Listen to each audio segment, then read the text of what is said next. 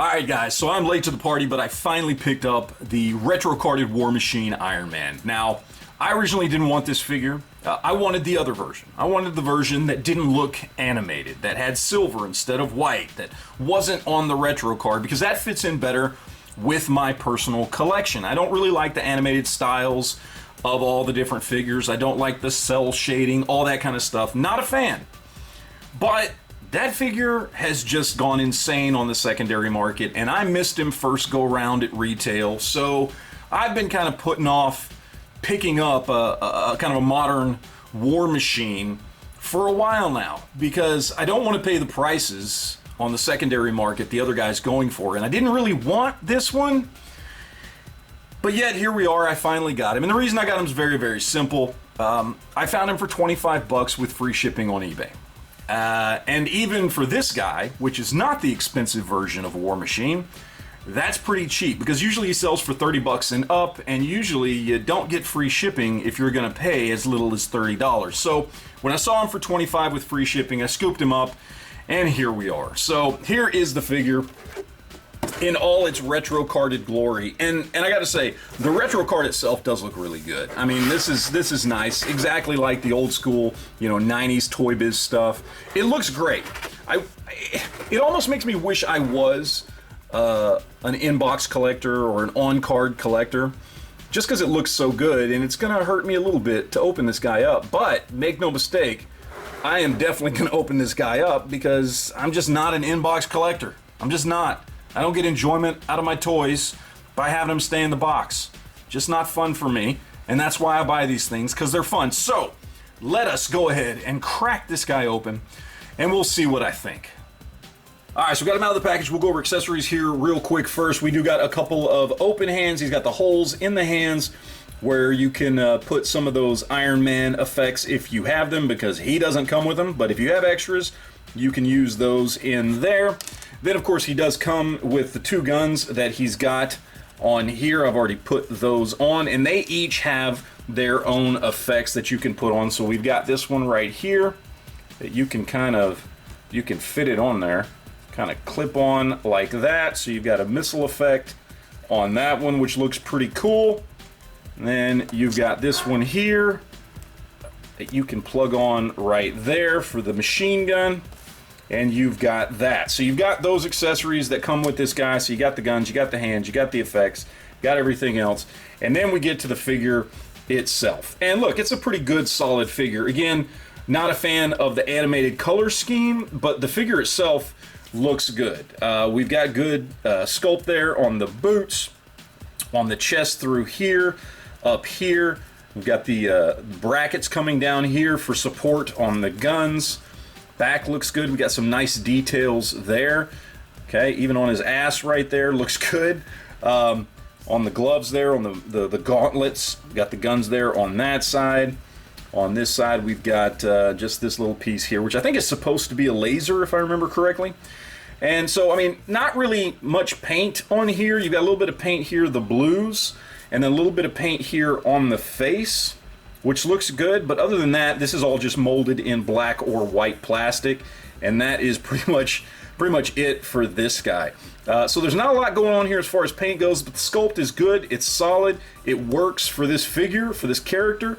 I do like it. Again, if it just had the silver on there instead of the white, it would be perfect, and exactly how I remember, War Machine being, throughout the late 80s or early 90s, and throughout that era of Iron Man when I was reading the comics. As far as articulation goes, standard Marvel Legends articulation with the ab crunch and the double jointed knees and elbows and wrists and all that good stuff, biceps, swivels. Shoulders are a little bit hindered here because of this. It doesn't lift up a whole lot, so you're going to have a little bit of issues there getting the shoulders up really high, but not anything too crazy for this character. You're not going to be putting his arms up like that. We do have the bicep swivels, standard ankles, all that kind of stuff. No need to go over that. You own Marvel Legends, more than likely. You know what the articulation scheme is on this guy. All in all, look, I don't like the white as opposed to the silver, but he looks good. I mean, it is a good looking figure. The guns look great. They got nice detail on them. The detail that is there on the suit looks amazing. Again, would have gone with a different paint scheme. I know I keep bringing that up, but I'm probably going to continue to bring that up. But it is a good figure. It does look good. It's got good articulation. It's got everything you would want in a War Machine figure. So here's what we're going to do. We're going to throw him up with some other figures and see how he stacks up.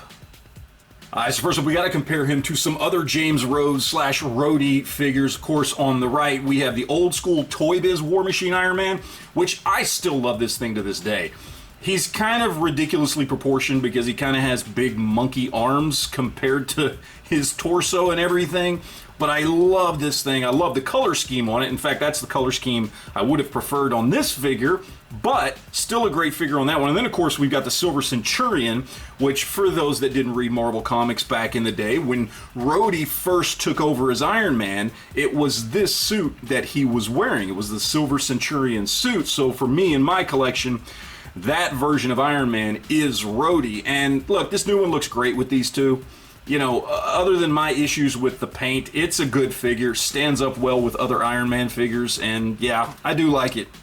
And just for shiggles, we'll compare him to some 7-inch scale Iron Man figures that I have. Both of these are ZD Toys, and of course, we've got, I believe, what is that, Mark 6 on the left, and then on the right, of course, we have the War Machine. Now, both of these are obviously MCU inspired figures, not from the comics, so there's a lot of differences here, not just scale, but I still think he looks good, and you can definitely see the inspiration for the MCU Iron Man with this original figure from, you know, the mid-90s when this animated series was out, and you can kind of see the evolution of how we got from there to where we are now in the movies.